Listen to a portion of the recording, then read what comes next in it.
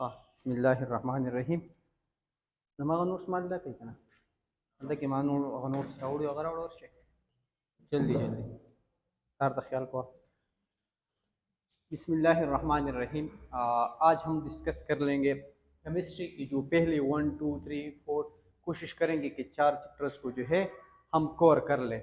और ये जो पॉइंट्स मैं डिस्कस कर लूँगा इसको आप लोगों ने इसमें कोई चॉइस नहीं है, ये आप लोगों ने पूरे के पूरे याद रखने हैं।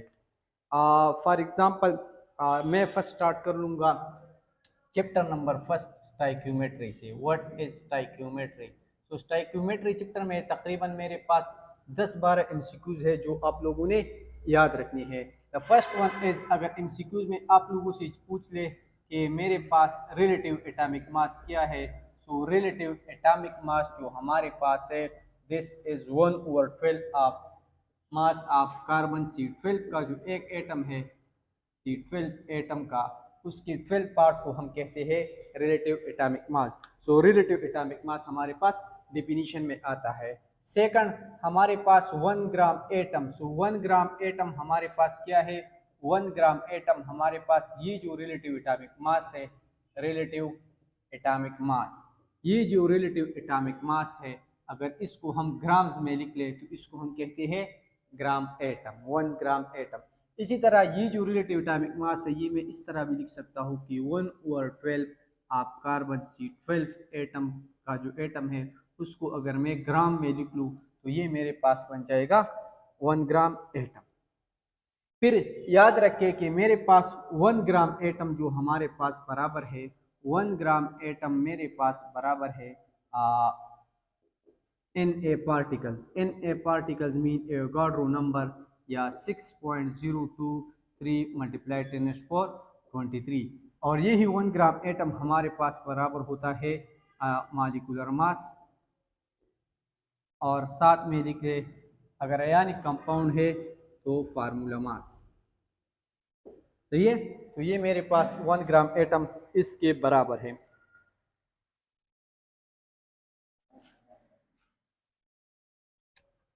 आवाज खराब दीदी माइक की बकशा है ये लगती है इसके भी बताता पता बोले। अगर हमारे पास जो है याद रखिए, अगर कैलकुलेशंस आ जाए आप लोगों को रिएक्टेंट्स गिवन हो, प्रोडक्ट फाइंड करने हो, यकीन तरह से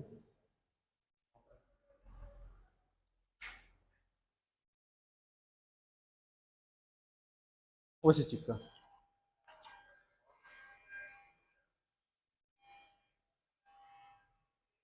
और ज्यादा खराब दे रखा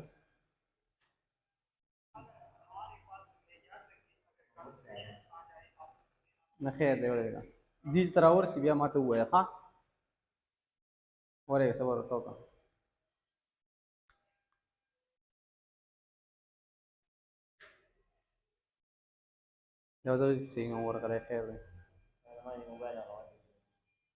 ना। नेक्स्ट, अगर हमारे पास जो है गिवन हो, हमारे पास आप लोगों ने रिएक्टेंट से फाइंड करने हो रिएक्टेंट, तो सबसे पहले जो रिएक्टेंट्स है उसको जो इक्वेशन है आप लोगों ने वो वाला इक्वेशन जो है वो पहले बैलेंस करना है। फिर यहाँ से मोल्स जो है हम लिख लेंगे, प्रोडक्ट से भी मोल्स लिखेंगे। अब अगर मोल्स गिवन है हमारे पास रिएक्टेंट से तो उससे हम डायरेक्टली प्रोडक्ट फाइंड करते हैं बाय क्रॉस मल्टीप्लिकेशन। उस पर हमने एक लंबी वीडियो बनाई है, स्टोइकोमेट्री पर हमारे चैनल में मौजूद है। बाहर तो चलते चिक्का। अब अगर याद रखिए कि अगर मास गिवन है तो पहले इस मास को मोल में कन्वर्ट कर लेंगे, फिर इस मोल से हम प्रोडक्ट कन्वर्ट कर लेंगे जो ऑलरेडी हमारे पास जो है मोल्स में आएंगे। अगर मोल्स में आपसे नहीं मांगे हैं, मास में मांगे हैं, तो अगेन आप लोगों ने मोल से मास में कन्वर्ट करने हैं। और यही कन्वर्जन जो है हमारे पास हम जो है 3 तरीकों से करते हैं। फॉर एग्जांपल, इधर हम ये फार्मूला यूज करेंगे, number of moles is equal to mass divide by molar mass. अगर हमारे पास STP पर बात हो रही है, स्टैंडर्ड टेम्परेचर एंड प्रेशर पर हमारे पास बात हो रही है, तो फिर इसके बजाय हम ये फार्मूला यूज करेंगे कि number of moles is equal to volume divide by molar volume. सही है, याद रखिए कि STP आप लोगों ने याद रखनी है। STP हमारे पास क्या है? Standard temperature and pressure. जब टेम्परेचर मेरे पास 0 डिग्री सी हो और प्रेशर मेरे पास जो है 1 एटमॉस्फेरिक प्रेशर हो, इसको जो है मैं 273 केल्विन भी लिख सकता हूँ और 1 एटमॉस्फेयर 101 325 पास्कल। सो ये प्रेशर हो, अगर ये प्रेशर ये टेम्परेचर हो, इसको हम कहते हैं एसटीपी। तो एसटीपी पर नंबर ऑफ मोल्स अगर 1 हो तो फिर वो वॉल्यूम मेरे पास 23.4 डेसीमीटर क्यूब होगा और इस वॉल्यूम को हम कहते हैं मोलर वॉल्यूम। तो मेरे पास नंबर ऑफ मोल्स का ये फार्मूला है वॉल्यूम डिवाइड बाय 22.4, लेकिन ये हम तब यूज करेंगे जब हमारे पास एसटीपी होगा। इसके अलावा अगर नंबर ऑफ पार्टिकल्स गिवन है so n is equal to number of particle divide by Na, और Na मेरे पास बराबर है 6.023 मल्टीप्लाई 10⁻⁻23। सो ये कैलकुलेशन जब हम यूज करते हैं तो कभी कभार हमसे डायरेक्टली मास गिवन होता है, हमें नंबर ऑफ मोल्स फाइंड करना होता है या नंबर ऑफ मोल्स से मास, तो ये फार्मूला यूज करेंगे। अगर वॉल्यूम की बात हो रही हो तो ये फार्मूला यूज करेंगे, अगर नंबर ऑफ पार्टिकल्स की बात हो रही हो तो फिर हम ये फार्मूला जो है यूज करेंगे। इसके अलावा अगर आप लोगों ने percentage of the element find करना है तो परसेंटेज ऑफ द एलिमेंट हम इस तरीके से फार्मूले में फाइंड करेंगे कि जो जिस एलिमेंट का हमने फाइंड करना है उसका मास ऑफ एन एलिमेंट जिसकी हमने परसेंटेज फाइंड करनी है डिवाइड बाय टोटल मास, और फिर इसको 100 में मल्टीप्लाई करेंगे क्योंकि हम लोगों ने परसेंटेज फाइंड करना है। सही है। लाइक फॉर एग्जांपल ये मेरे पास H2O है, तो यहाँ पर मैं जो है हाइड्रोजन का कितना है, ऑक्सीजन 16 है, हाइड्रोजन का टोटल 2 है, तो मैं लिखूंगा 2/16 मल्टीप्लाई बाय 100।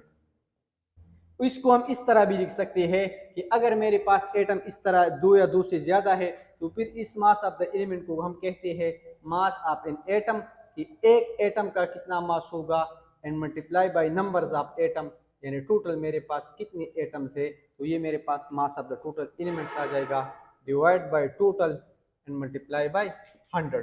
तो ये फिर परसेंटेज जो है हम इस फार्मूले से फाइंड करते हैं। सही है।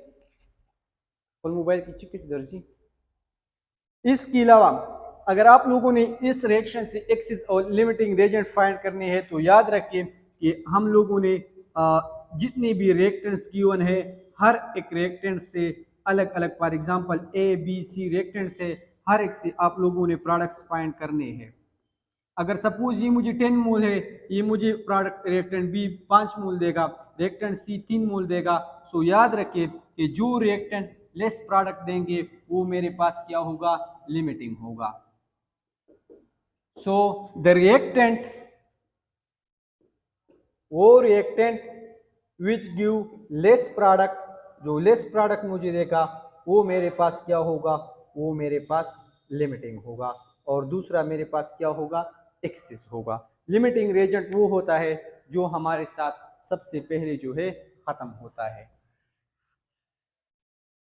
अब याद रखें कि एक मेरे पास है लिमिटिंग रिएजेंट, एक है एक्सिस रिएजेंट। इसी तरह याद रखें कि हमारे पास दो यील्ड है, एक है प्रैक्टिकल यील्ड, एक है एक्चुअल यील्ड। जब ये कैलकुलेशंस हम लोग करते हैं पेज पर पिन और पेज की मदद से, इसको हम कहते हैं थ्योरेटिकल यील्ड, यानी थ्योरी में हमारे पास जो यील्ड आती है उसको हम कहते हैं थ्योरेटिकल यील्ड, या इसको हम कहते हैं आइडियल यील्ड। अब अगर हम एक्चुअल में एक्सपेरिमेंट करेंगे यानी एक्चुअल वैल्यूज हमारे पास आएंगे, या हम एक्सपेरिमेंट करेंगे या हम प्रैक्टिकली उसको करेंगे, जो यील्ड आएगी उसको हम कहेंगे practical yield, experimental yield, actual yield, या इसको हम कहेंगे नॉन आइडियल यील्ड। सो ये यील्ड हमारे पास नॉन आइडियल होगा। अब याद रखें जब हम प्रैक्टिकल या एक्सपेरिमेंटल कुछ करते हैं तो हमारे पास ह्यूमन लॉस होगी, हमारे पास हो सकता है ह्यूमन लॉस हो सकता है हमारे पास ह्यूमन एरर्स हो सकता है कि हमारे पास साइड रिएक्शन हो सकता है कि हमारे पास जो है लॉस ऑफ रिएक्टेंट हो हमारे पास। और जब ये सब कुछ होगा तो हमारे पास जो actual experimental practical non yield yield होगी वो हमारे पास लेस होगी, किस चीज़ से, थ्योरेटिकल यील्ड से। तो ये भी याद रखें एमसीक्यूज में कि actual yield is always less than theoretical, experimental is always less than ideal, practical is always less than ideal, non ideal is always less than ideal, non ideal is always less than theoretical. ये सारे statements correct होंगे। और reason क्या होंगे, human error, human loss, side reactions and loss of reactants. सही है।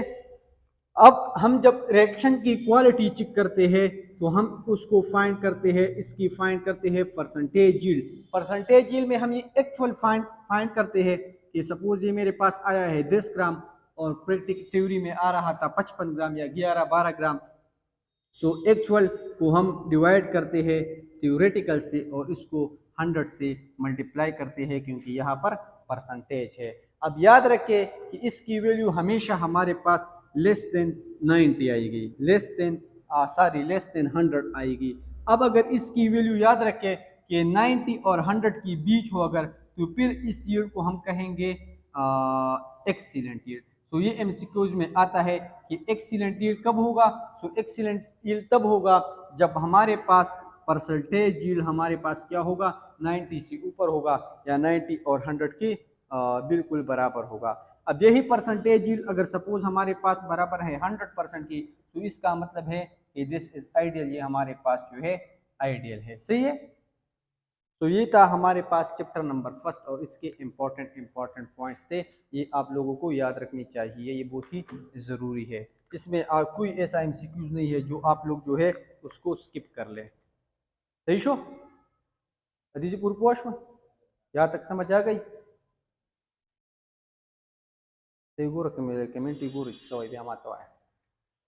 Next हमारे पास है चैप्टर नंबर 2 एटॉमिक स्ट्रक्चर। याद रखिए कि एटॉमिक स्ट्रक्चर में हमारे पास बहुत ही ज़्यादा इंपॉर्टेंट टॉपिक जो है वो हमारे पास है क्वांटम नंबर। क्वांटम नंबर से एक एमसीक्यूज आता है, इलेक्ट्रॉन कॉन्फ़िगरेशन से हमारे पास एक एमसीक्यूज आता है, और ये E/M रेशियो से एक एमसीक्यूज हमारे पास आता है, और प्रॉपर्टीज आपके cathode rays and canal raise. Cathode rays इसमें नहीं है, केनाल रेज उसमें है। सही है।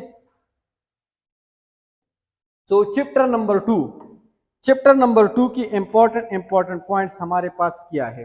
चैप्टर नंबर 2 हमारे पास जो है पहला टॉपिक मेरे पास है केनाल रेज। सो केनाल रेज में आप लोगों ने क्या याद रखना है,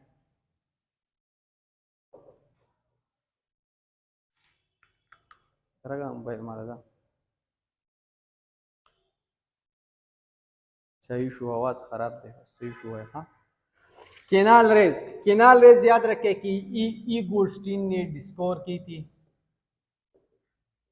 1886 में, और फिर उन्होंने कहा था कि हमारे पास जो है अगर हम प्रॉपर्टीज की बात कर ले तो इसकी प्रॉपर्टी मेरे पास कैथोड रेज की होगी, मतलब ये मेरे पास स्ट्रेट में मूव करेगी, इलेक्ट्रिक फील्ड इसको इफेक्ट करेगी, मैग्नेटिक फील्ड इसको इफेक्ट करेगी। अगर हमारे पास जो है इसकी मोमेंटम होगी क्योंकि इसकी मास है और इसकी हमारे पास क्या है, वेलोसिटी है। अगर हम E/M रेशियो फाइंड करते हैं केनाल रेस की, अगर हम E/M रेशियो फाइंड करते हैं कैथोड रेस की, तो याद रखें कि जो कैथोड रेस थी हमारे पास, वो हमारे पास क्या थी, वो हमारे पास थी इलेक्ट्रॉन्स, वो हमारे पास थी electrons. This is the nucleus, ये हमारे पास प्रोटॉन थी या न्यूक्लियस थी। तो याद रखें कि ये मास ऑफ केनाल रेस जो है ये ज्यादा होगा मास ऑफ कैथोड रेस से। अब नीचे वाला टर्म जितना ज्यादा होगा इतनी ओवरऑल उसकी वैल्यू कम होगी। सो E/M ऑफ केनाल रेज हमारे पास कम होगी, E/M ऑफ कैथोड रेज। सो ये दोनों वैल्यूज जो है आप लोग याद रखें कि कौन सी बड़ी होगी और कौन सी हमारे पास छोटी होगी।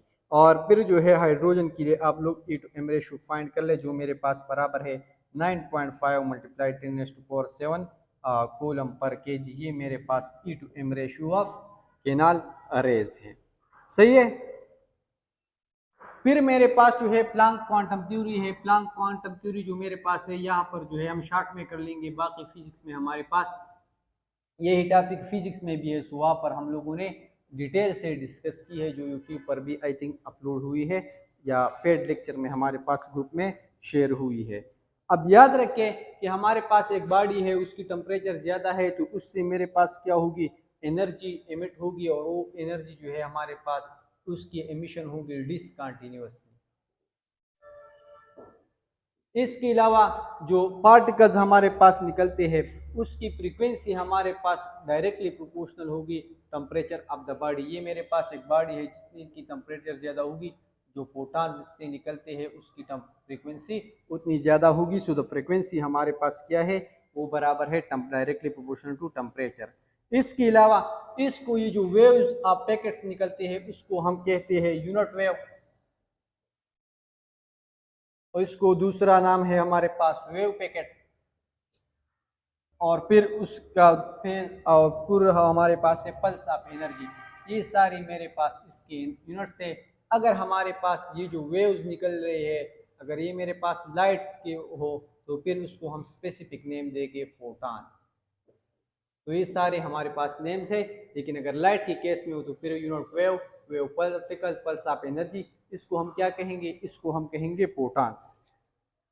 इसके अलावा जो एनर्जी होती है वो हमारे पास बराबर होती है E is equal to HF।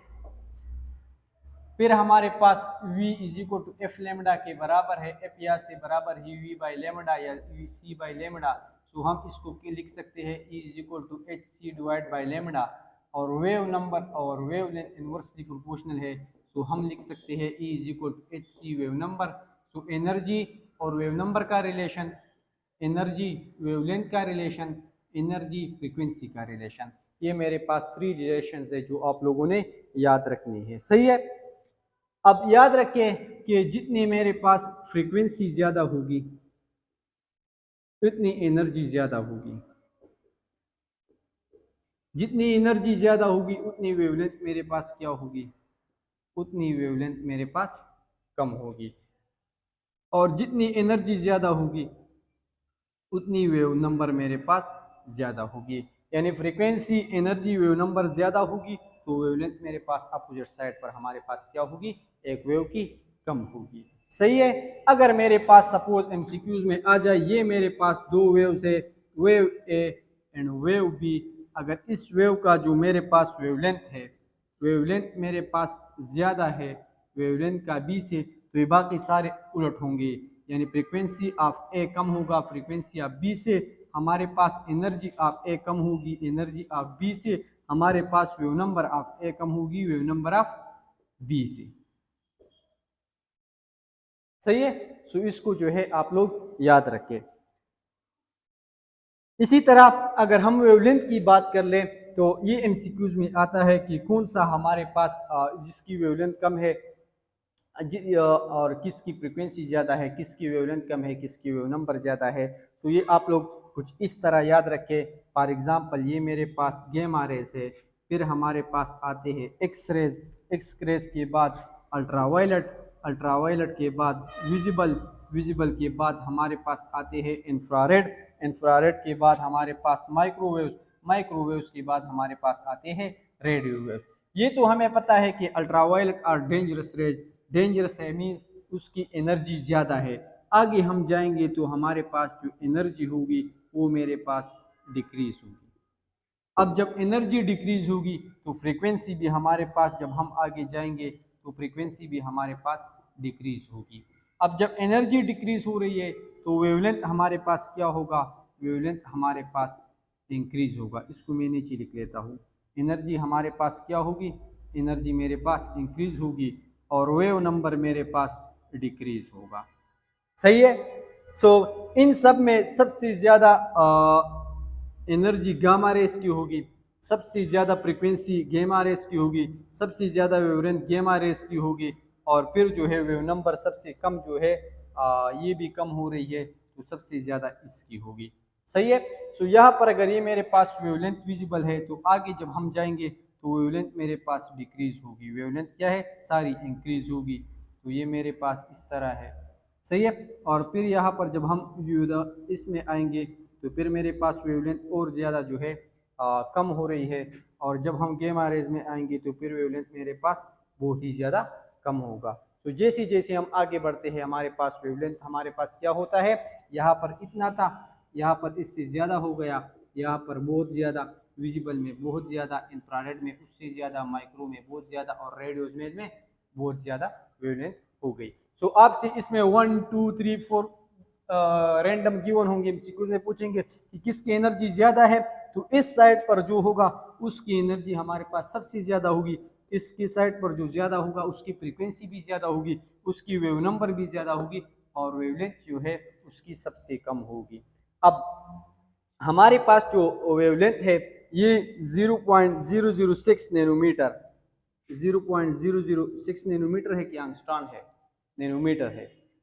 जब 0.006 नैनोमीटर से उसकी वेवलेंथ कम होगी तो वो मेरे पास क्या होगा, गामा रेज। 0.006 से लेकर 8 तक होगी तो ये मेरे पास क्या होगा, 0.006 से कम गामा रेज, और 0.006 से लेकर 8 तक होगी तो वो मेरे पास क्या होगा, वो मेरे पास क्या होगा, वो मेरे पास होगा एक्स रेज। ये मेरे पास क्या है, ये मेरे पास एक्स रेज है। अगर 0.006 से कम है तो गामा, 0.006 से लेकर 8 तक है तो मेरे पास क्या होगा, एक्स रेज। 8 से लेकर अगर 380 है तो ये मेरे पास क्या होगा, अल्ट्रावायलेट। अगर 380 से लेकर 760 तक है तो ये मेरे पास क्या होगा, वो मेरे पास होगा विजिबल। अगर 760 से लेकर, ये नंबर को मैं इस तरह लिख लेता हूँ, अगर 760 से लेकर 10 लाख है तो फिर मेरे पास इंफ्रारेड होगा, और 10 लाख से लेकर अगर 30 करोड़ तक है, 30 करोड़, तो फिर मेरे पास माइक्रो होगा, और 30 करोड़ से जितना आगे जाएंगे वो मेरे पास सारे के वो मेरे पास रेडियो वेव्स होंगे। सो हमारे पास गेमा x, ultraviolet, visible, infrared, micro, radio waves, फिर 0.006, 8, 380, 760, 10 लाख, 30 करोड़। तो इसको आप इस तरह जो है याद रख ले, सही है। तो ये मेरे पास इसकी वेवलेंथ है। अब नेक्स्ट जो हमारे पास है वो हमारे पास है स्पेक्ट्रम, और स्पेक्ट्रम जो है बहुत ही ज्यादा इंपॉर्टेंट है, स्पेक्ट्रम और उसके टाइप्स। स्पेक्ट्रम में याद रखें कि आपसे एमसीक्यूज में पूछेंगे कि कौन सा स्पेक्ट्रम है, और फिर हाइड्रोजन स्पेक्ट्रम जो है मेरे पास इन्वॉल्व है, तो स्पेक्ट्रम से एक एमसीक्यूज आता है। एक ही आता है कि कौन सा रीजन में लाई करता है और कहाँ से एटम आएगा, नीचे गिरेगा, तो ये सब चीजें हमारे पास क्या है, इंपॉर्टेंट है। स्पेक्ट्रम में हमारे पास ये आते हैं। सबसे पहले याद रखें कि स्पेक्ट्रम के हमारे पास दो टाइप्स हैं। एक मेरे पास कंटिन्यूअस स्पेक्ट्रम होगा और एक मेरे पास non continuous line spectrum. Continuous like rainbow की तरह होगा जिसको हम कहते हैं कंटिन्यूअस स्पेक्ट्रम, और लाइंस मीन की सेपरेट होंगे, वो मेरे पास क्या होगा, लाइन स्पेक्ट्रम। कंटिन्यूअस में हमारे पास नो क्लियर कट बाउंड्री, यहाँ पर बाउंड्री मेरे पास क्लियर कट नहीं होगी, और लाइन स्पेक्ट्रम में याद रखें कि here will be clear cut separation, हर एक लाइन दूसरी लाइन से अलग होगा। याद रखें कि इस लाइन स्पेक्ट्रम के दो टाइप्स है। एक है हमारे पास emission spectrum, line emission spectrum, और है हमारे पास है लाइन एब्जॉर्प्शन स्पेक्ट्रम। लेकिन साथ में याद रखें कि इस लाइन एमिशन को हम एटॉमिक स्पेक्ट्रा भी कहते हैं, क्योंकि एटम का जो स्पेक्ट्रम होता है वो मेरे पास लाइन स्पेक्ट्रम होता है। इसी वजह से line spectrum is also known as atomic spectrum. ये एमसीक्यूज में आता है। अगर आपसे पूछे कि line spectrum is also known as dash, so line spectrum is also known as atomic spectrum. इसी तरह एमिशन स्पेक्ट्रम में अगर आपसे पूछे एमिशन और एब्जॉर्प्शन में हमारे पास क्या है, सो एब्जॉर्प्शन में हमारे पास अगर ये एक एटम है, इससे हम लाइट पास कर ले तो ये जो है एब्जॉर्प्शन करेगी, लाइट एब्जॉर्ब होगी, बाकी लाइट उससे निकल जाएगी। अब सारी लाइट्स निकल गई तो ये वाइट इस तरह लाइट होगी। अगर जहां पर इस एटम ने एब्जॉर्प्शन की है तो वहां पर मेरे पास इस तरह जो है डार्क लाइंस बनेगी। सो एब्जॉर्प्शन स्पेक्ट्रम में क्या होता है, एब्जॉर्प्शन स्पेक्ट्रम में हमारे पास लाइट स्क्रीन या ब्राइट स्क्रीन या वाइट स्क्रीन होती है, और हमारे पास इस पर जो है डार्क लाइंस होती है। अगर हमारे पास एमिशन है, ये एक ब्लैक स्क्रीन हम लगा लेते हैं, जो सारा का सारा ब्लैक होता है, हमारे पास ब्लैक स्क्रीन होता है या डार्क स्क्रीन होता है, और इस एटम ने जो एमिशन की होती है वहाँ पर मेरे पास जो है इस तरह जो है वाइट लाइंस बने होते हैं। सो लाइंस यहाँ पर वाइट लाइंस होते हैं। सो अगर आपसे पूछे कि डार्क लाइंस कहाँ पर होंगे, डार्क लाइंस जो है हमारे पास एब्जॉर्प्शन स्पेक्ट्रम में, वाइट लाइंस एमिशंस पे, लाइट स्क्रीन होगा एब्जॉर्प्शन में, डार्क स्क्रीन होगा हमारे पास एमिशन स्पेक्ट्रम में। अब अगर हम हाइड्रोजन की बात करते हैं, स्पेक्ट्रम हम हाइड्रोजन की बात करते हैं, तो स्पेक्ट्रम हमारे पास ये है कि फॉर एग्जांपल ये मेरे पास एक एटम है, न्यूक्लियस है इसका, अगर यहाँ से एक इलेक्ट्रॉन एमिट हो जाए और दूसरा एटम यहाँ से आएगा, वो ऊपर शील से भी आ सकता है, N3 से N4 से N5 से एंड सो ऑन। सो अगर पहली शिल में एक इलेक्ट्रॉन आ टपकता है तो उस सीरीज को हम कहेंगे उसको हम कहेंगे लाइमन सीरीज। लाइमन सीरीज तब होगा जब इलेक्ट्रॉन ऊपर से आएगा इनटू N1 शिल हमारे पास क्या हो, 1 हो। अगर हमारे पास एक इलेक्ट्रॉन दूसरी शिल से आकर, जो हमारे पास जो है एक इलेक्ट्रॉन है वो तीसरी शिल से आकर, ये मेरे पास 1 2 3, अगर तीसरी से आकर दूसरे में आ टपकता है तो जो लाइन एमिट होगी वो सीरीज मेरे पास कौन सी होगी, this will be Balmer series. So ये याद रखे, Lyman, Balmer, Paschen, Brackett, Pfund, यहाँ से एक एमसीक्यूज आता है। अगर आपसे पूछे कि हमारे पास कौन सा सीरीज होगा अगर एक इलेक्ट्रॉन दूसरी शिल में आ टपकता है, तीसरी में आता है, चौथे में आता है या फिफ्थ में आता है, तो हमारे पास क्या होगा। सो पास्चन के लिए 3, ब्रैकेट के लिए 4, पिपन के लिए हमारे पास हो गई 5। अब N2 जो है याद रखिए कि N2 हमारे पास 2, 3, 4 हर कोई हो सकता है। अगर ये इलेक्ट्रॉन 2C भी आ सकता है, 3C भी आ सकता है, 4C भी, 5C भी, 6C भी, एंड इवन दो ये इंफिनिटी C भी आ सकता है। सो 2 से लेकर इंफिनिटी तक ये इलेक्ट्रॉन आ सकता है। याद रखें कि 2 पर आएगा 3, 4, 5 से लेकर इंफिनिटी तक, यानी इस पर जो है यहाँ से भी हमारे पास जो इलेक्ट्रॉन जो है नीचे आ सकता है। 3 से आएगा 4, 5 पर, 4 को आएगा 5, 6 से 5 पर आएगा 6, 7 से। सो दिस इज व्हाट, ये हमारे पास N2 है। सही है। इसी तरह अगर आपसे एमसीक्यूज में पूछे कि ये हमारे पास लाइमन सीरीज कौन से जगह पर लाई करती है, ये होगा gamma, X, ultraviolet, visible, infrared, microwave, radio wave. तो याद रखिए कि Lyman series lie in ultraviolet region. इसका रीजन क्या होगा, याद रखें कि this region is very important region, एंटी टेस्ट में आता है। बाल्मर सीरीज का रीजन जो है विजिबल है, इसका मेरे पास एक ही हो गया लाइमन का, बाल्मर का मेरे पास हो गया ये वाला, पास्चन का नियर टू इंफ्रारेड, और ब्रैकेट का मिड इंफ्रारेड, और ये हमारे पास फेयर इंफ्रारेड। सो विजिबल, फिर मेरे पास है नियर इंफ्रारेड, फिर होगा मिड इंफ्रारेड, फिर मेरे पास लास्ट वन होगा फार इंफ्रारेड। तो ये मेरे पास हो गई रीजन्स। ये रीजन्स आप लोगों ने जो है याद रखने हैं। सही है। अब यहाँ पर हम जब वेवलेंथ फाइंड करते हैं तो वेवलेंथ का डायरेक्टली आप लोग फार्मूला लिख लें कि 1 over wavelength is equal to खल्ला आर दे, कौन और आर दे, हाँ, -1 over N2 square. So this is the wavelength formula. ये मेरे पास वेवलेंथ का फार्मूला है। अगर आपको कह रहे हो कि चूज द करेक्ट फार्मूला, तो फिर आप लोगों ने याद रखना है कि ये मार्क करना है। अगर याद रखे कि एमसीक्यूज में पूछा हो कि what is the correct formula for wavelength, और ये साइड नहीं गिवन हो, तो याद रखे कि ये वेवलेंथ नहीं है, दिस इज 1 ओवर वेवलेंथ। अगर हम वेवलेंथ फाइंड करेंगे तो वेवलेंथ हमारे पास इस तरह होगा 1 ओवर आर।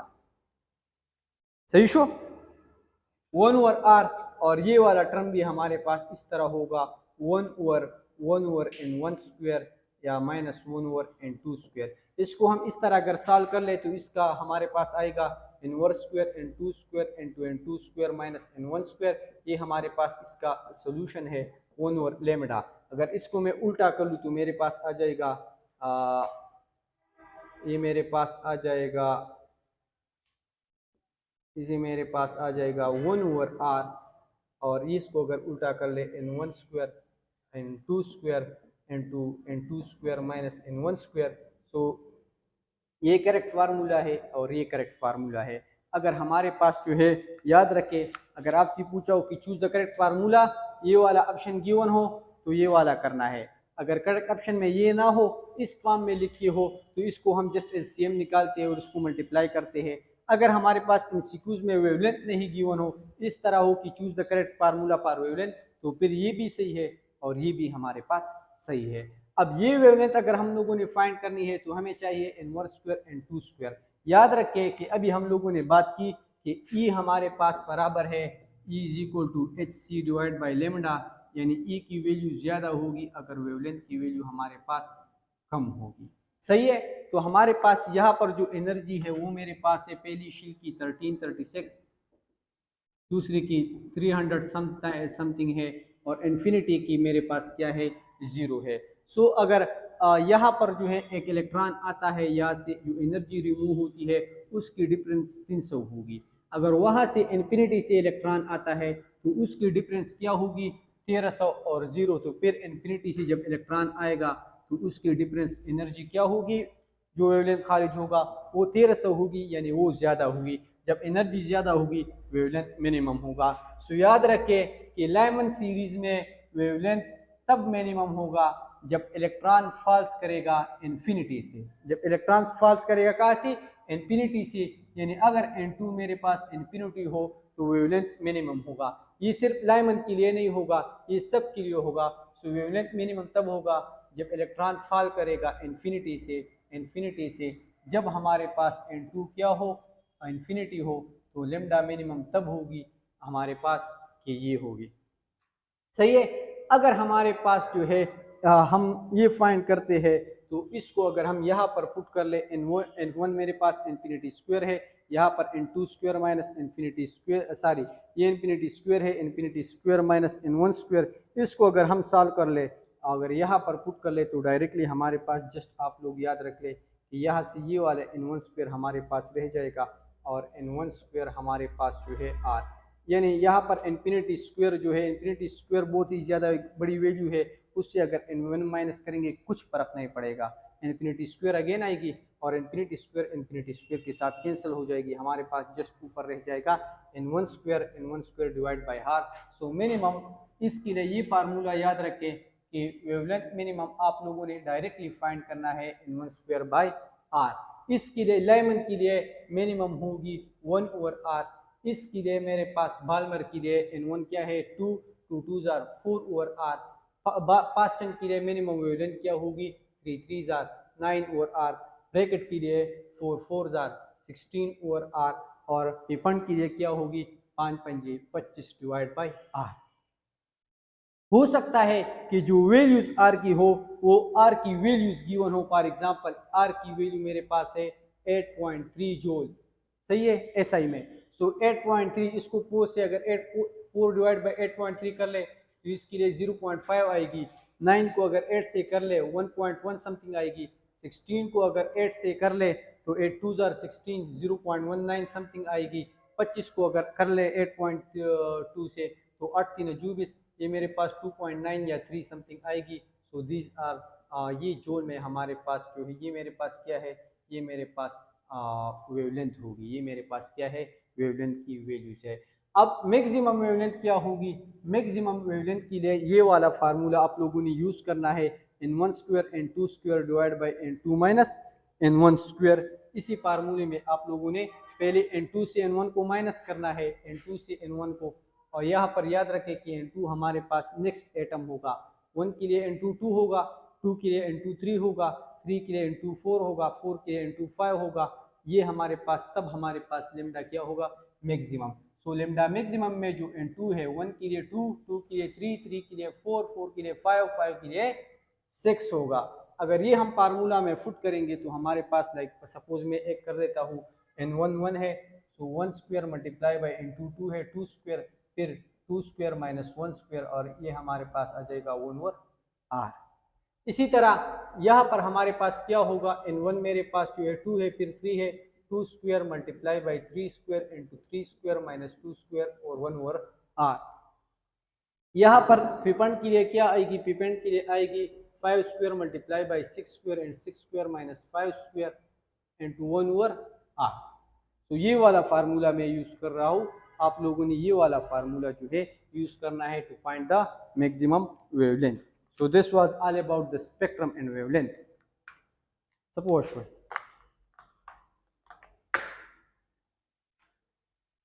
Wash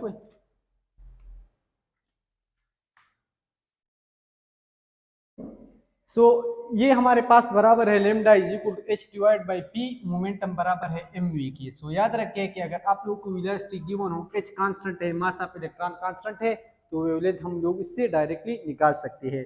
ये दो आप लोग रट ले और इसको डिवाइड भी कर ले, इससे एक नंबर आ जाएगा।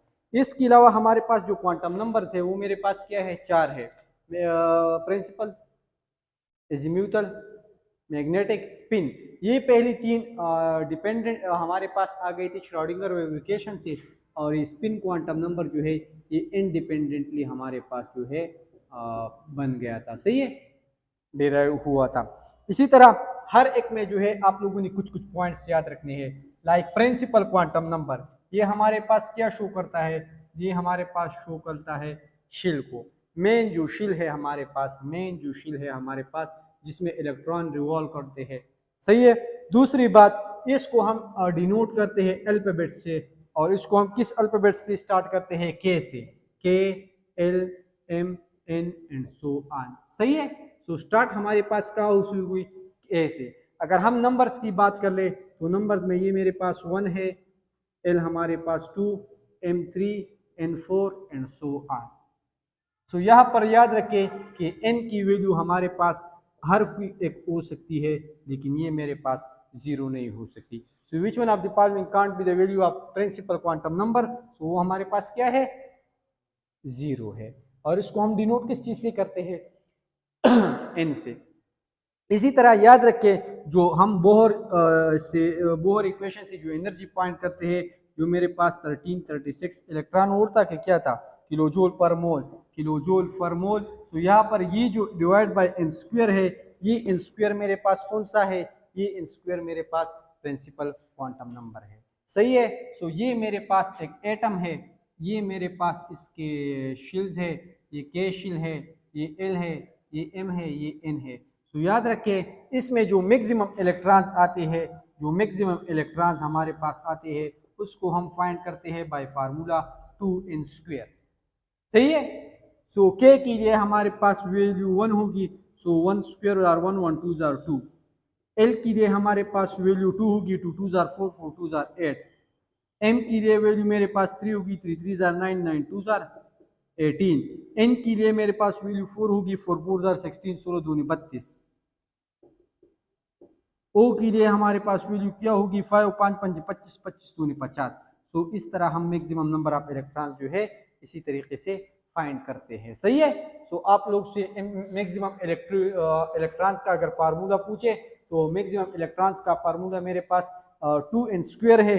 अगर फाइंड कर ले कि हमारे पास के एलिमेंट में क्या है तो वो मेरे पास क्या होगी, 50 होंगी, सही है, याद भाई रहता। इसी तरह एजीम्यूटल क्वांटम नंबर, याद रखिए कि जो एल है हमारे पास वो मेरे पास है एजीम्यूटल क्वांटम नंबर। एजीम्यूटल क्वांटम नंबर में फर्स्ट एमसीक्यूज याद रखें कि ये हमें स्पेक्ट्रल लाइंस शो करते हैं, जो स्पेक्ट्रल लाइंस शो हुए थे हमारे पास जीमेन इफेक्ट में, वो स्पेक्ट्रल लाइंस हमारे पास एक्चुअली हमारे पास किस चीज की वजह से थी, एजीम्यूटल क्वांटम नंबर की वजह से थे, सही है। सो सेकंड थिंग, ये हमें शो करता है angular quantum number. So which one of the following make quantum number show angular momentum? So angular momentum azimuthal quantum number हमें बताता है।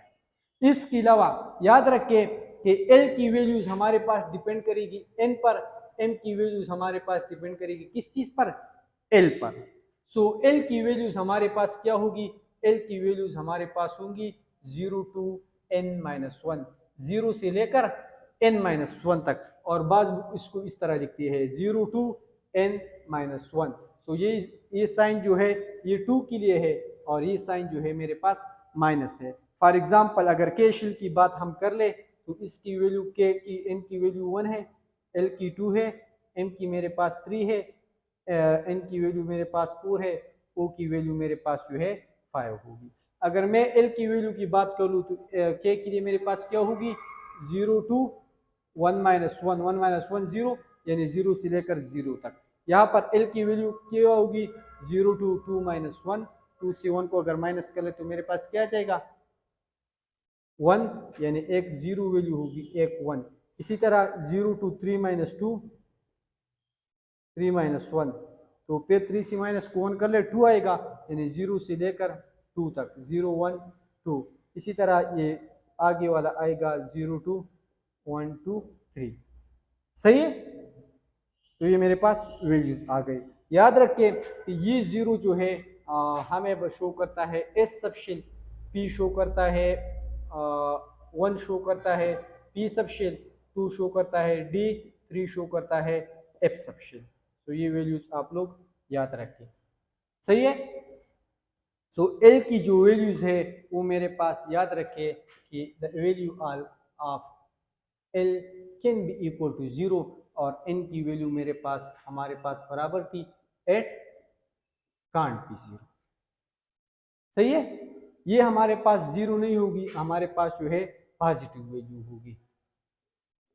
और यह क्या होगा, यहाँ पर मेरे पास 0 होगा और पॉजिटिव इंटीजर्स होंगे, सही है। इसी तरह ये एसपीडीएफ का मतलब है शार्प प्रिंसिपल डिफ्यूज। एफ मेरे पास क्या है, फंडामेंटल, सही है। यहां पर एक एमसीक्यूज याद रखिए कि अगर यहां पर हम मैक्सिमम इलेक्ट्रॉन फाइंड करते हैं तो ये एमसीक्यूज में आता है कि मैक्सिमम इलेक्ट्रॉन यहाँ पर किस चीज के बराबर होंगे। तो मैक्सिमम इलेक्ट्रॉन के लिए फार्मूला है 2 × 2l + 1, यानी अगर यहाँ पर अप्लाई कर ले एल की वैल्यू 0 हो, 2 0s are 0 + 1 1, 2 1s are 2, so 2 electrons. यहाँ पर P की वैल्यू 1 है, 2 1s are 2 + 1 3, 3 2s are 6 electrons. यहाँ पर D की वैल्यू 2 है, 2 2s are 4 + 1 5, 5 2s are 10 electrons. यहाँ पर F की वैल्यू 3 है, 2 3s are 6 + 1 7, 7 2s are 14 electrons. या इस तरह कर ले कि 2 इलेक्ट्रॉन ज्यादा कर ले और बाकी 4 4 ऐड करते जाए, सही है। हाँ, सो ये आप लोग अगर एमसीक्यू में पूछ ले कि डी में मैक्सिमम इलेक्ट्रॉन्स क्या आएंगे 10, लेकिन अगर फार्मूला पूछे तो formula for maximum electron in mutual quantum number वो मेरे पास क्या होगा 2 × 12 + 1, सही शो वॉश वही करना। अब यहाँ पर याद रखिए कि यहाँ पर देख ले यहाँ की एन की वैल्यू 3 1 2 3 4 किस चीज की है के एल एम एन, ये तो हमें पता है। अब यहाँ पर देख ले एल की वैल्यू मेरे पास थी 0, एल की मेरे पास वैल्यू थी 1 2 1 2 मतलब दो वैल्यूज है और यहाँ पर मेरे पास 2 क्या था प्रिंसिपल। यहाँ पर एल की वैल्यू क्या है 0 1 2 0 1 2, वैल्यूज कितनी है 3 3 मेरे पास क्या था प्रिंसिपल। यहाँ पर एल की वैल्यूज क्या है 0 1 2 3, यहाँ पर मेरे पास ही 3 था, ये पूर्व वैल्यूज है, वैल्यू मेरे पास क्या था 4। सो याद रखे कि sum of all is mutual quantum number is always is equal to 1। ये एमसीक्यूज में आता है, आपसे आए पूछेंगे वो अगर पूछ ले कि sum of all is equal to n + 1, sum of all is equal to n², sum of all l is equal to n-1, तो ये हमारे पास इजी एमसीक्यूज है जो डायरेक्टली बुक में नहीं गिवन है लेकिन हम इसको फाइंड कर सकते हैं, सही है। हमारे पास जो m है वो मेरे पास है magnetic quantum number. Magnetic quantum number हमारे पास डीजेनरेट ऑर्बिटल्स में के बारे में बताएगा। डीजेनरेट ऑर्बिटल मींस कि हमारे पास डिफरेंट ऑर्बिटल्स होंगे और उसकी एनर्जी हमारे पास क्या होगी, उसकी एनर्जी हमारे पास सेम होगी। यानी इस p में हमारे पास और सबशील्स है px py, हमारे पास ऑर्बिटल्स है जो सारे के सारे हमारे पास डिफरेंट है लेकिन एनर्जी इसकी सेम है। तो इसको हम कहते हैं क्या, इसको हम कहते हैं डीजेनरेट ऑर्बिटल्स, सही शो वॉश भाई। m की वैल्यू l पर डिपेंड करेगी, m की वैल्यू इस तरह होती है -l से स्टार्ट होकर 0 तक आएंगे फिर 0 से +l तक। बाज बुक में इस तरह भी होगी 0 ±l, 0 से स्टार्ट होकर ±l तक आएंगे, दोनों मेरे पास सेम है। तो एमसीक्यूज में अगर आ जाए अगर ये वाला ऑप्शन हो तो ये मार्क कर ले, अगर ये वाला ऑप्शन हो तो ये मार्क कर ले। अब फॉर एग्जांपल ये देख ले s की वैल्यू मेरे पास 0 है p की वैल्यू मेरे पास 1 है, d की वैल्यू 2 है, f की वैल्यू 3 है, तो हमारे पास l की वैल्यू क्या होगी, m की वैल्यू क्या होगी 0 -l से +l तक, सो ये 0 है, 0 पॉजिटिव भी है नेगेटिव भी है, 1 है सो -1 फिर 0 फिर +1, -2 फिर 0 -1 0 -2 +1 +2, फिर मेरे पास -3 -2 -1 0 +1 +2 +3, सही है। सही शो होश भाई याद से आता ही कि ये जो मेरे पास शो करते हैं डीजेनरेट ऑर्बिटल या मैग्नेटिक क्वांटम नंबर, सपोज ये मेरे पास पी के लिए पी एक्स, ये मेरे पास पी वाई पी जेड, जो भी मेरे पास डीजेनरेट ऑर्बिटल होगी हर एक में मैक्सिमम इलेक्ट्रॉन्स कितने आएंगे 2 इलेक्ट्रॉन्स। सही शो एमसीक्यूज याद रखे यहां तक देख ले फिर लिख लेना। ये एमसीक्यूज में आता है कि फॉर एग्जांपल मेरे पास एस में जो है मैग्नेटिक क्वांटम नंबर्स कितने होंगे, ये 0 है तो इसकी वैल्यू क्या है 0, ये मेरे पास 1 है तो इसकी वैल्यू क्या है 3, ये मेरे पास 2 है तो इसकी वैल्यू क्या है, ये मेरे पास 3 है तो इसकी वैल्यू क्या है। सो यहाँ तक देख ले कि एक में मेरे पास जो है मैक्सिमम इलेक्ट्रॉन कितने आ सकते हैं 2, एक में इलेक्ट्रॉन कितने आ सकते हैं 2। अगर आपसे पूछे कि नंबर ऑफ एम्स क्या होंगे, टोटल एम क्या होंगे, टोटल एम क्या होंगे अगर एल की वैल्यू गिवन हो, सो एम मेरे पास बराबर है किस चीज का, हाँ 2l + 1। ये देख ले एल की वैल्यू 0 है तो 0 0 + 1 1 आएगा, इसके लिए 1 है तो 1 2 + 1 3 तो इसकी वैल्यू 3 है। अगर इसकी वैल्यू 2 है तो मेरे पास 2 2 4 + 1 5 तो इसकी वैल्यू 5 आ गई। ये एफ की वैल्यू 3 है, एल की 2 3 6 + 1 7 तो ये मेरे पास 7 आ गई। सो एम की वैल्यू मेरे पास क्या होगी, एम की वैल्यू मेरे पास होगी 2l + l। हाँ ये भी है ये भी है ये भी है। टोटल एम ये यहाँ पर मैं जस्ट सम करना है कि टोटल कितनी होंगी 1 3 5 7, तो मतलब टोटल एम होंगे 2l + 1, टोटल एन मेरे पास बराबर होंगे एन की। सो ये मेरे पास इसका पिछली सी रिलेशन, इसका मेरे पास इससे रिलेशन। सही शो अदीजी पूरी पोश भाई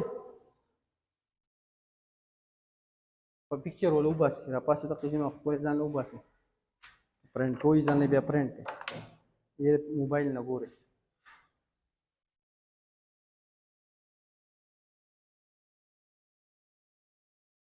नए फेस्टिवल तो कुछ वो कह रही है पता है पटेस्ट की लगी रटा हमारा ना h डिवाइड बाय m रहा बस मैं तो भी हुआ है हां मास ऑफ इलेक्ट्रॉन पे ऐसा ही क्यों लिखी तो किलोग्राम की मास का h कम दे 6.6 × 10⁻⁻⁴ रहा बस है we are standing पे different book के फॉर एग्जांपल 1 मीटर पर सेकंड सर रवान दे بیا به ویلو سشي h ډیوایډ بای m ښه او تاسو له به ویلو غټه درکړئ لکه زیروګان په ډیر چې د برین سره ټول کینسل شي 3 × 10⁻⁴ بدل درکې دي بدل درکړئ چې ښکاري غټه یریږي ته او کومنس کې صحیح نه ښه صحیح شو चैप्टर तकरीबन ख़त्म शो। चैप्टर में 2 बातें रह गई है, 2 बातें मेरे पास ये है कि फॉर एग्जांपल मेरे पास ये क्या होगी, कौन से पॉइंट्स रह गए हैं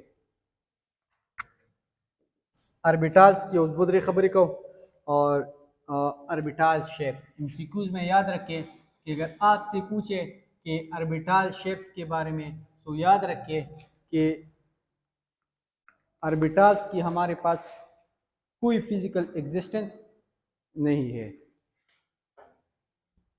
ऑर्बिटल्स है no physical existence, no physical existence.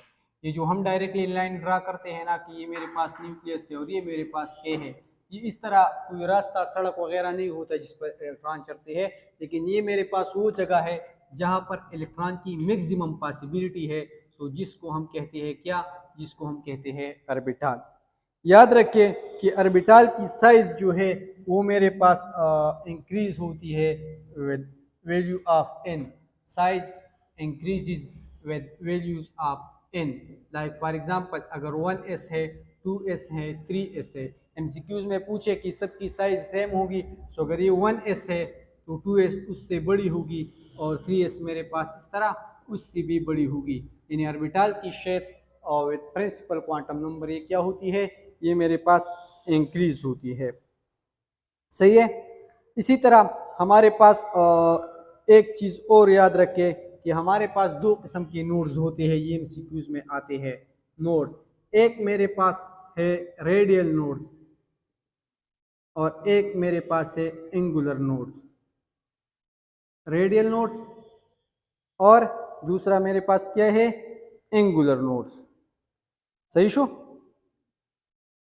हुआ शो?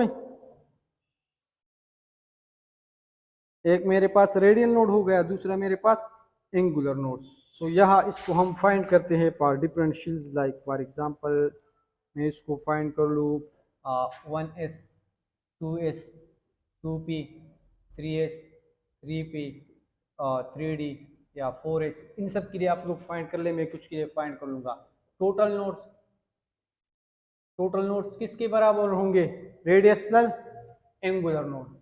रेडियल किसके बराबर होंगे, रेडियल मेरे पास बराबर है n माइनस एल माइनस 1, और एंगुलर नोड्स मेरे पास किस चीज के बराबर है, एंगुलर नोड्स मेरे पास बराबर है n माइनस 1। टोटल नोड्स मेरे पास क्या होंगे, टोटल नोड्स मेरे पास होंगे रेडियल प्लस एंगुलर, यानी n माइनस 1 जमा n माइनस एल माइनस 1। सही शो?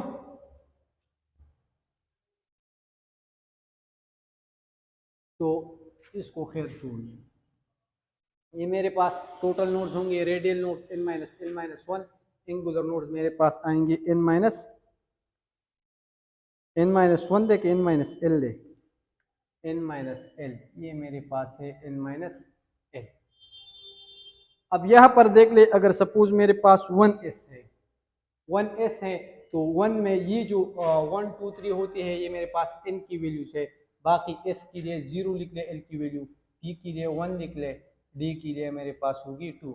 सो 1 माइनस 0 मेरे पास होंगे angular node, 1 minus 0 is equal to 1। यहाँ पर एंगुलर नोड्स 2s में क्या होगी, 2 माइनस 0 2। यहाँ पर 2 minus p n minus L, 2 minus 1 1, 3 minus 0 3, e 3 है, p की वैल्यू क्या है 1, 3 माइनस 1 3d, 3 माइनस 2 1, 4s को इग्नोर कर ले, 4 माइनस 1 या 4 माइनस 0 मेरे पास क्या आएगा 4। सो अगर एमसीक्यूज में पूछ ले कि 1s 2s 2p 3s 3p 3d, इन सब में एंगुलर नोड सबसे ज्यादा किस में होंगे, तो ये इसमें होंगे। कौन सा वाला है 3s, इसमें मैक्सिमम एंगुलर नोड है। सही है, फिर यहाँ तक अगर मैं 4d लिखूंगा फिर 4 वाला मैक्सिमम होगा। इसी तरह अगर मैं बात कर लूँ रेडियल नोड्स की, तो रेडियल नोड्स मेरे पास बराबर होंगे n माइनस एल, और उससे माइनस करना है 1 को। सो ये n माइनस एल तो ऑलरेडी मैंने फाइंड किया, इससे जस्ट माइनस करना है 1। सो ये देख ले 1 minus 0 minus 1, 1 minus 1 is equal to 0, या 2 माइनस 0 माइनस 1, तो 2 माइनस 1 1, या जस्ट एंगुलर से 1 माइनस कर ले, तो 1 minus 1 is equal to 0, 3 minus 1 is equal to 2, 2 minus 1 is equal to 1, 1 minus 1 is equal to 0। सही शो? और sum 1 plus 0 1, 2 plus 1 3, 1 plus 0 3 plus 2, और 2 plus 1 1 plus 0। So these are the total nodes. सही शो? और टोटल नोड्स मान पोस्ट भाई। अब याद रखिए कि यहाँ पर एक और एमसीक्यूज मुझसे रह गया है। अगर आप लोगों को कहे फॉर एग्जांपल, ये देख ले फिर लिख लेना, फॉर एग्जांपल के है, एल है, एम है। अगर आपसे पूछे कि एल में मेरे पास कितने ऑर्बिटल्स है, तो एक तरीका ये है कि एल में मेरे पास एक एस होगा, फिर मेरे पास पी होगा, पी में मेरे पास P X P Y P Z, तो टोटल कितने हो गए, Z P X P Y P Z. Marker रख दाम रखता हूँ, तो टोटल मेरे पास कितने हो गए 1 2 3 4, यानी एल में सारे ऑर्बिटल्स कितने आ गए 4।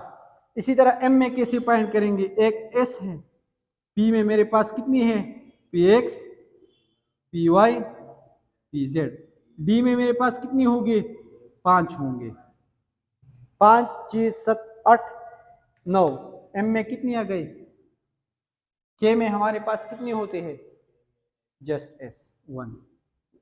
एक ये तरीका है। के एल एम का पूछ ले तो सिंपल आप लोग इस तरीके से फाइंड कर सकते हैं, क्योंकि इसमें गलती पॉसिबल नहीं है।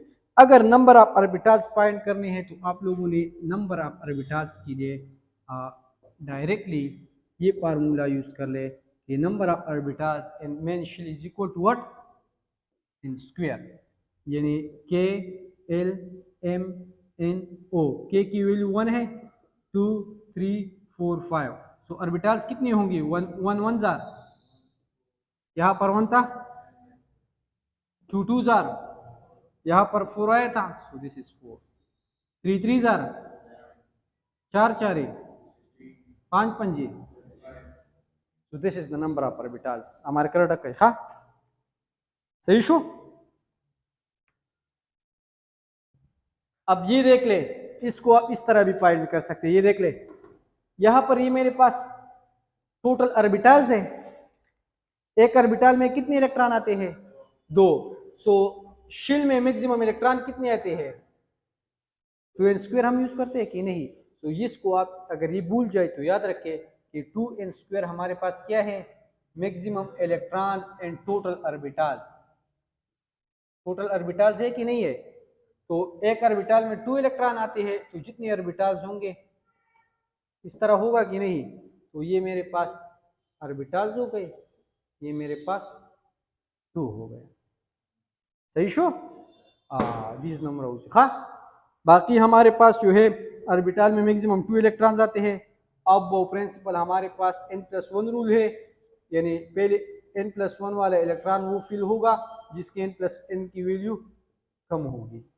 फिर n+1 की वैल्यू जितनी बड़ी की पहले ये लिखेंगे, फिर ये। अगर n+1 की वैल्यू सपोज मेरे पास क्या है, n+1 की वैल्यू मेरे पास n+1 के दोनों की बराबर है। सपोज ये n डैश है और ये n है, ये n डैश है। सपोज दोनों की वैल्यू सेम है, तो फिर वो इलेक्ट्रॉन फिल होगा जिसकी n की वैल्यू कम होगी। सो पहले ये होगा, फिर मेरे पास ये, और थर्ड जो है वो खैरात वाला रूल है, वादा वाला 100 रूल्स। अगर हमारे पास बहुत सारे इलेक्ट्रॉन हो और ऑर्बिट ज़्यादा हो, अगर 2 इलेक्ट्रॉन हो, तो इस तरह नहीं होगा कि 2 एक में बैठेंगे, लेकिन 2 अलग अलग में बैठेंगे। आता देखिए हम देखिए दादा सही शो वाजह तक ऊपर आवड़ा दे बोले पिक्चर बस अहिले सकू अश्वे। So this was chapter number 2.